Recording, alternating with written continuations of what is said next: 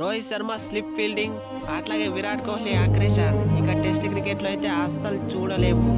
మా బ్రోస్ మీరు కూడా రోకో ఫ్యాన్సే కదా, అట్లయితే ఈ వీడియోకి గట్టిగా లైక్ చేయండి, అలాగే సబ్స్క్రైబ్ కూడా చేసుకోండి. కామెంట్ సెక్షన్లో కామెంట్ చేయండి వీళ్ళ రిటైర్మెంట్ ఎట్లా అనిపించిందో. అరే ఏంటి రోహిత్ అన్న ఇంత పని చేసి నువ్వు ఇట్లాంటి నేను కల్లో కూడా ఎక్స్పెక్ట్ చేయలే. మరి ఇంత దారుణమా? అంతా నీ నుంచి అయిండేది. ఇంట్లో ఉంటే వాళ్ళు, అదే పేర్లో ఉంటే జైస్ వాళ్ళు. అరే వాళ్ళు ఏం తప్పు చేసినా నువ్వు అట్లంటా ఉండేది? నా పాటికి నేనుంటా. పంపతీసి నాది హెడ్ కానీ పర్సనల్ ఫొటోస్ వీడియోస్ కింద చూసేస్తే ఏంది సోషల్ మీడియాలో కన్నా పెట్టేవు అయిపోతావు. ఏమి పర్సనల్ గొడవలు లొల్లి నాకెందుకు?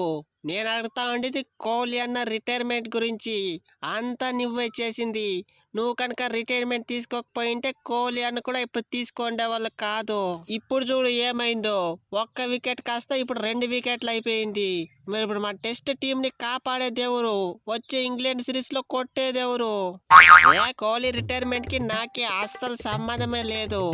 మన నోట్లో ఒక పండు ఊడిందని రెండో పండు కూడా సుత్తెత్తుకొని కొట్టి పీకేస్తామా? ఇది కూడా అంతే. నాకు ఇంట్రెస్ట్ లేదు కాబట్టి నేను వదిలేసి కింగ్ బ్రోకి ఏమైందో నాకేం తెలుసు. ఏం మనలో మన తోపలాట ఎందుకు? డైరెక్ట్ గా విరాట్ అన్ని అడిగేస్తే పోలే. ఏంది విరాట్ బ్రో ఇది షాకుల మీద షాకులు తగులుతా ఉంది. మొన్నేమో రోహిత్ అన్న సడన్ గా ఉన్నట్లుండి రిటైర్మెంట్ ఇచ్చేసా. ఇప్పుడు చూసే నువ్వు అసలు టెస్ట్ క్రికెట్ అంటే ఏమే? టెస్ట్ అంటే విరాట్, విరాట్ అంటే టెస్ట్. టెస్ట్ లో నువ్వుంటేనే కదా స్పైసీనెస్, ఆ మజ్జ, ఆ ఆతృత ఉండేది. ఇప్పటికిప్పుడు నువ్వు రిటైర్మెంట్ ఇచ్చేస్తే మా పరిస్థితి, ఫ్యాన్స్ పరిస్థితి ఏమైపోయేది? నువ్వు లేకపోతే సాంబార్లో ఉప్పు చూడు, ఆ ఉప్పు లేని కూరలా, అట్లాగే పెండ్లి కొడుకు లేని పెండ్లిలా ఉంటుంది.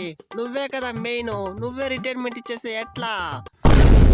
ఏ ఆగు ఆగు ఆగు ఆగు అయ్యా రాహుల్, నేనేం క్రికెట్ నుంచి రిటైర్మెంట్ ఇస్తా లేదు.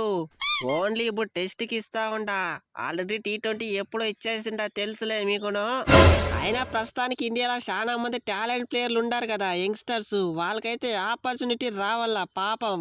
అందుకే మనమైతే తప్పుకోవాల్సిందే పక్కా. అది కాదే విరాట్ బ్రో, టెస్ట్ లో నీ టార్గెట్ 10,000 రన్స్ అంటే కదా, 9,000 కొట్టేసిండావు. జస్ట్ 1000 రన్స్ కదా, దాన్ని కొట్టేసి పోదులే. ఏ బుమ్రా నీకు అర్థమయ్యే భాషలో చెప్తా వినో. చిన్నప్పుడు మనతో 10 రూపాయలు ఉందనుకో, ఆ 10 రూపాయలు హుండీలో వేసి 100 రూపాయలు చేద్దాం అనుకుంటాము. కానీ రోడ్లో ఒక ఐస్ క్రీమ్ బండి పోయేపటికే టక్కుమని తీసుకొని వచ్చేస్తాము. ఇది కూడా అంతే. అంటే ఇప్పుడు మరీ చీప్గా నువ్వు ఇప్పుడు ఐస్ క్రీమ్ కోసం రిటైర్మెంట్ తీసుకుంటా ఉండవా? అంతే కదా నువ్వు చెప్తామనుకుందే. అరే బుమ్రా ఎప్పుడు యార్కర్లు వేసేది ప్రాక్టీస్ చేసేదే కాదు, అప్పుడప్పుడు సామెతలు వేసేది కూడా ప్రాక్టీస్ చేసుకోవాలా, అర్థం చేసుకోవాలా. అయినా నువ్వు చెప్పింది సామెత కాదు కదా. మాకి న్యూజిలాండ్కి, సౌత్ ఆఫ్రికాకి, ఇంగ్లాండ్కి మాకైతే పండగే పండగ. పండగ వచ్చిందే ఈ రోజు. ఇక చూసుకోండి టెస్ట్ క్రికెట్ లో మా ప్రతాపం ఏంటో చూపుతాం.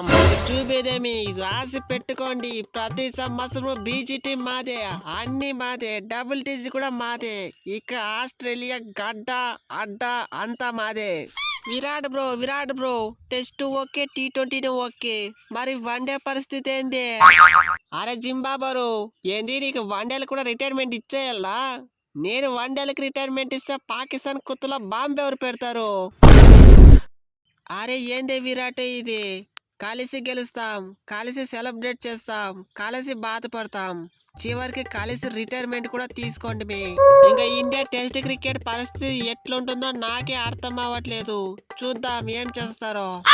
మీరైతే ఏం టెన్షన్ తీసుకోకండి విరాట్ అన్న, రోహిత్ అన్న. ఇక టెస్టులకు కాబోయే మహారాజు ఈ ప్రిన్స్ గిల్లే. చూసుకోండి ఈ గిల్లుగాడు దిల్ ఎట్లు చూపిస్తాడో. ఏ రంగస్థలంలో T20లకు టెస్ట్లకు నా పాత్ర ముగిసింది. Next target one day 2027 one day world cup.